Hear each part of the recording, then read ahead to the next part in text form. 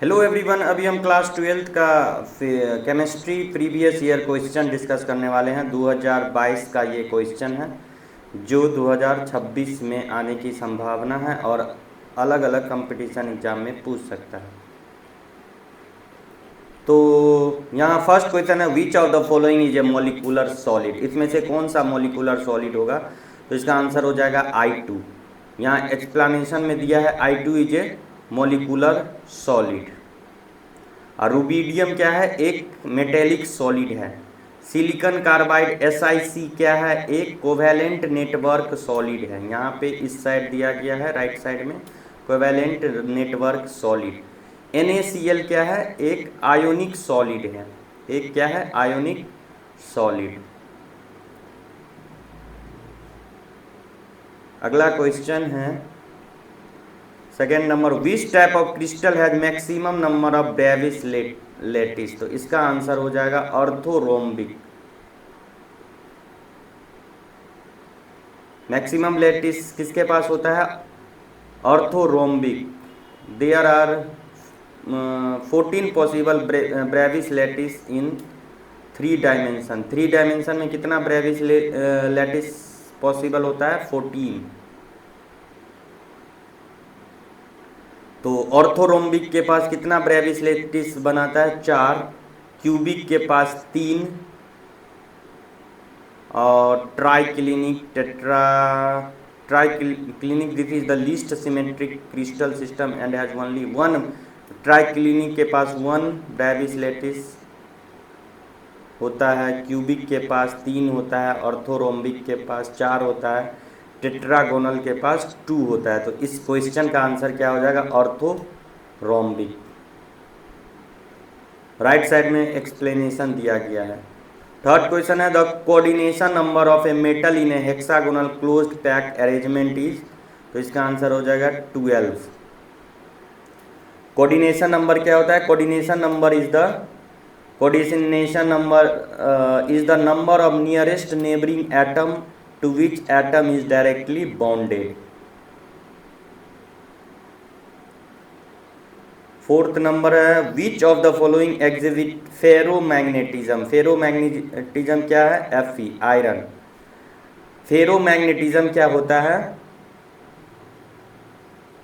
The strongest type of magnetism. तो iron, cobalt, nickel, ये क्या है? फेरोमैग्नेटिज्म। अगर पूछे और कौन सा है इसमें आयरन के जगह पे अगर कोबाल्ट निकेल भी दिया रहता तो इसका आंसर सही हो गया रहता।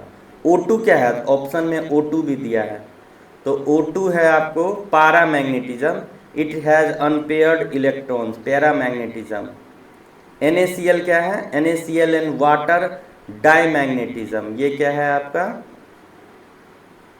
NaCl एंड वाटर डाईमैग्नेटिक है, डाईमैग्नेटिक। O2 है पैरामैग्नेटिक और फेरोमैग्नेटिज्म आयरन, कोबाल्ट और nickel.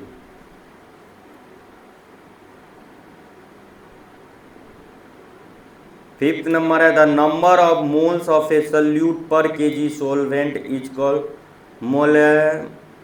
Molality. Number of moles of solute per kg। तो यहाँ पे दिया है इसका solution. Moles of solute by mass of solvent को क्या बोलते हैं? मोलैलिटी, स्मॉल m से डिनोट करते हैं। A key advantage of molality is that it is independent of temperature as it is based on mass not volume. ये mass पे depend है, वॉल्यूम पे नहीं है, इसीलिए ये टेम्परेचर से इंडिपेंडेंट है। मोलरिटी क्या होता है? ये तो हम देख लिए, moles of solute by mass of solvent. Number of moles of solute पर लीटर ऑफ सॉल्यूशन। मोलरिटी होता है नॉर्मलिटी, फॉर्मलिटी। यहाँ पे इसका डिफिनीशन दिया गया है। अगला क्वेश्चन है, 2 gram of NaOH dissolve in 200 millilitre of a solution, then the molarity of the solution is. तो मोलरिटी क्या निकालेंगे? 2 ग्राम। मोल्स कैसे निकालेंगे? पहले NaOH का मोलर मास होता है, यहाँ पे दिया गया है आपका मोलर मास निकालेंगे तो मोल्स निकल जाएगा, 2/40 कर देंगे। 40 क्या है आपका? Molar mass. फिर इसके बाद मोलरिटी निकाल देंगे। मोलरिटी क्या होता है? मोलरिटी होता है moles of solute by volume of solution. तो मोल आ गया 0.05 बाई 200 मिलीलीटर। 200 मिलीलीटर को लीटर में बदल दिया है तो 0.25 m। तो यहाँ पे ये दोनों फार्मूला यूज हो जाएगा। तो इस टाइप से बन जाएगा 4 स्टेप में। पहले मोल्स निकालेंगे, मोल्स बाय वॉल्यूम निकालेंगे, वॉल्यूम मिलीलीटर में दिया है तो लीटर में करके आंसर हमारा आ जाएगा। The depression in freezing point of 1 m sugar solution in comparison to that of 1 m sodium chloride solution is lesser। तो depression in freezing point is a colligative property meaning it depends on number of solute particle. ये किस पे depend करता है? Solute particle पे, depression of freezing point.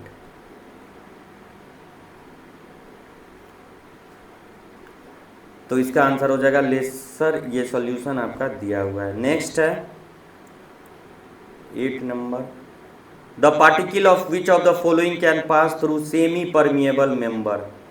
तो इसका हो जाएगा सॉल्वेंट। कौन सा सेमी परमिएबल मेंबर से होके पास करेगा? Solvent. A semi permeable member is a selective barrier, it pores are extremely small. Permeable member होता है जिससे होके पूरी पानी पास कर सके। सेमी मतलब आधा अधूरा, स्मॉल छोटा छोटा छेद होता है जिससे होके कुछ पास कर सके, उसको बोलते हैं semi permeable. By definition it is the process of osmosis this membrane allow small solvent molecules like water. Water को पास होने देता है। सेमी परमिएबल मेंबर हो गए थे। ऑल सॉल्वेंट होता है आपका water. The standard 9th number question है, the standard oxidation potential of electrode is 0.76 V. It's standard reduction potential तो हो जाएगा -0.76 भी। इस तरीक़ा से निकल जाएगा। इसके डिटेल में नहीं जाएंगे अभी हम।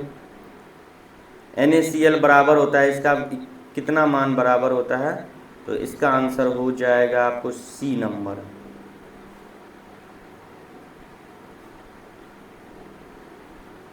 ग्यारह का the standard electrode potential of a half cell reaction are.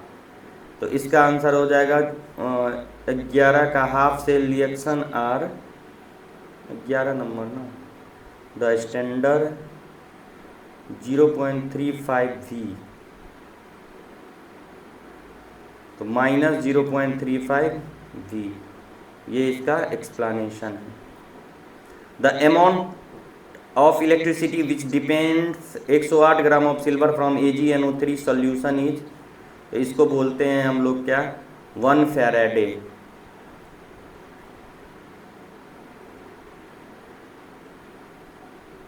यहाँ पे इसको भी एक बार समझ लेते हैं। 1 एम्पियर क्या यूनिट है? Unit of electric current charge per unit time. 1 ampere मतलब charge per unit times coulomb per second. 1 coulomb coulomb is SI unit of charge. Charge का ऐसा यूनिट क्या होता है? Coulomb, but it is very small amount compare to a Faraday. 1 Faraday में कितना coulomb होता है?